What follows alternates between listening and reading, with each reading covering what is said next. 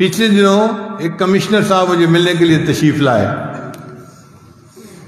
تو مجھے کہنے لگے یہ مدرسے والے بیکار بچوں کا کیا کریں، ہم بہت پریشان ہوں۔ میں نے کہا آپ کو کس بات کی پریشانی ہے؟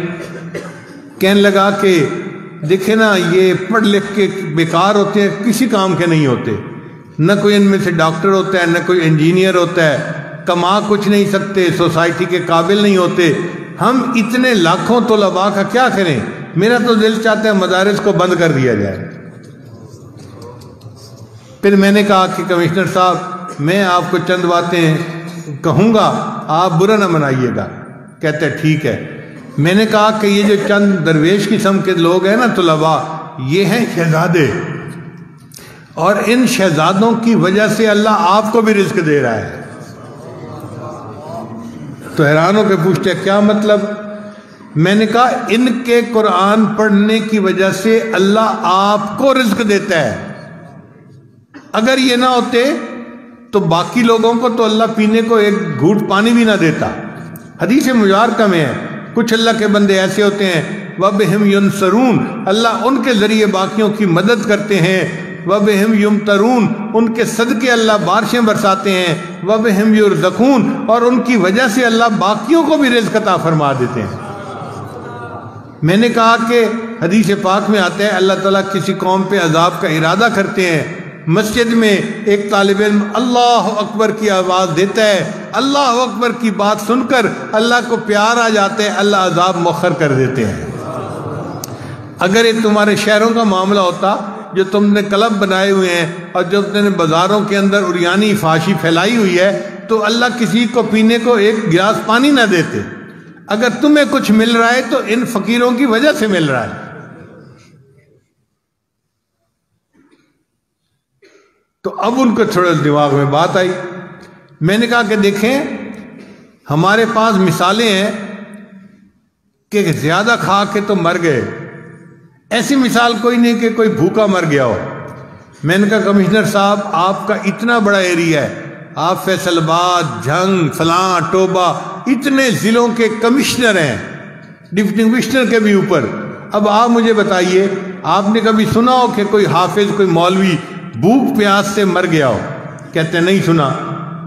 پھر میں نے کہا اچھا میں اب آپ کو ایک بات اور بتاؤں کیا؟ میں نے کہا کہ آپ کی وجہ سے ہمارے پیٹ اللہ نے بڑھا دیے ہیں۔ اب یہ بات ان کے سمجھ میں نہیں آئی۔ میں نے کہا ہمارے پیٹ اگر لگے ہوتے نا ساس کمر کے تو ہر کسی نے کہنا تھا بیچارے کھانے کو ملتا کچھ نہیں، ہڈی بنے پھرتے ہیں۔ اللہ کہتے ہیں نہیں، یہ پانی بھی پئیں گے تو میں ان کو موٹا بنا دوں گا، تاکہ ان کی شکل دیکھ کے ہی پتہ چل جائے یہ بندہ بھوکا نہیں ہو سکتا۔ میں نے کہا دیکھو ہمارے پیٹ تمہاری وجہ سے بڑے ہوئے ہیں، تم نہ مدرسے والوں پہ اعتراض کرتے تو اللہ ہمیں بھی سمارٹ بنا دیتے۔ پھر میں نے کہا اچھا ہمارے پیٹ بڑے ہوئے ہیں، ذرا آپ پیٹ بڑھا کے دکھائیں۔ تو میں نے کہا ہے کوئی آفیسر جو اپنا پیٹ بڑھا کے دکھائے؟ پھر میں نے کہا کہ دیکھو ان کا کفیل اللہ ہے اور اللہ ان کو کھلاتا ہے اور اللہ ان کے لیے بھیجتا ہے۔ اسی لیے کوئی مدرسے والے کسی گورنمنٹ کے پاس نہیں جاتے جی کہ ہم مجبور ہیں، اب ہمیں آپ سے امداد چاہیے۔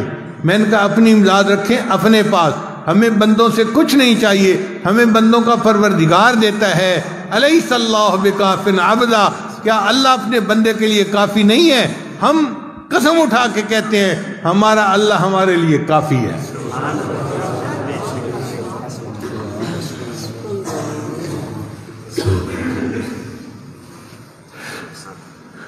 پھر مجھے کہنے لگے آپ تو لکھے پڑھے آدمی ہیں، آپ بھی مولیوں والی باتیں کر رہے ہیں۔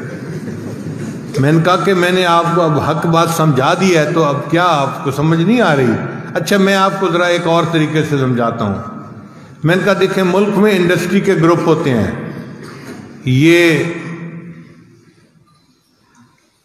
منشا گروپ آف انڈسٹریز ہے، یہ داؤد گروپ آف انڈسٹریز ہے، یہ کرسٹ گروپ آف انڈسٹریز ہے۔ کہنے لگے ہاں گروپ ہوتے ہیں۔ میں نے کہا یہ طلباء ہے نا، یہ پرل گروپ آف انڈسٹریز ہے، پرل کہتے ہیں موتی کو۔ کہنے لگا کیا مطلب؟ میں نے کہا آپ کی فیکٹریاں کوئی شوگر بناتی ہے، کوئی ٹیکسٹائل کے کپڑے بناتی ہے، کوئی لوہے کے پرزے بناتی ہے، یہ طلباء ایسی فیکٹری ہیں جو موتی بناتے ہیں. کہنے لگا جی وہ موتی کہاں جاتے ہیں؟ میں نے کہا وہ سارا ایکسپورٹ کا مال ہے، سارا ملک سے باہر چلا جاتا ہے، ملک والوں کو دیتے ہی نہیں ہیں. کہنے لگے آپ مذاق کر رہے ہیں پیر صاحب. میں نے کہا نہیں، میں مذاق نہیں کر رہا، میں حقیقت بات کر رہا ہوں. قسم اٹھا کے کہتا ہوں کہ عرش کے اوپر کے جہان کے لیے ندامت کے آنسو نہیں ہیں، وہاں نہیں ہوتے. اللہ کے پاس فرشتے ہیں، وہ عبادت گزار ہیں. وَمَنْ عِنْدَهُ لَا يَسْتَكْبِرُونَ عَنْ عِبَادَتِهِ وَلَا يَسْتَحْسِرُونَ يُسَبِّحُونَ اللَّيْلَ وَالنَّهَارَ لَا يَفْتُرُونَ. صبح و شام اللہ کی عبادت کرتے ہیں، اس میں کوئی افطار نہیں ہوتا، کوئی وقفہ نہیں آتا. عبادت بہت ہے عرش کے اوپر کے جہان کے لیے، مگر اس جہان میں ندامت کے آنسو نہیں ہیں. تو اس جہان کے لیے یہ امپورٹ کا مال ہے. اللہ نے فرشتوں کو متعین کیا ہوا ہے، جاؤ اگر تمہیں کہیں ندامت کے آنسو ملے نا تو اٹھا کے میرے پاس لے آنا.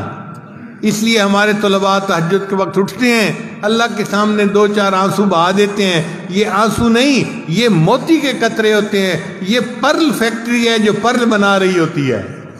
موتی سمجھ کے شان کریمی نے چن لیے، قطرے جو تھے میرے عرق انفعال کے. میں نے کہا اللہ ان کے آنسوؤں پہ موتیوں کا بھو لگا دیتے ہیں، ان کی برکت سے پھر باقی ملک کے لوگ بھی روٹیاں کھا رہے ہیں. پھر ان کے سمجھ میں کچھ بات آئی، کہنے لگے آج آپ نے مجھے بات سمجھائی، یہ تو بڑے اہم لوگ ہیں. میں نے کہا ہاں، اب جو ہے نا جب کبھی آپ کسی کے بارے میں سنیں کہ یہ مدرسے کا طالب علم ہے، اس کو اپنے پاس بلایا کریں، اس کے ماتھے کا بوسہ لیا کریں. یہ وہ بچہ ہے جس کی وجہ سے تمہاری سیٹ بچی ہوئی ہے، تمہارا ملک بچا ہوا ہے، تمہارا ایمان بچا ہوا ہے، یہ تمہارا محسن ہے. تب اس کی سمجھ میں بات آئی، کہنے لگے آپ بات تو ٹھیک کر رہے ہیں.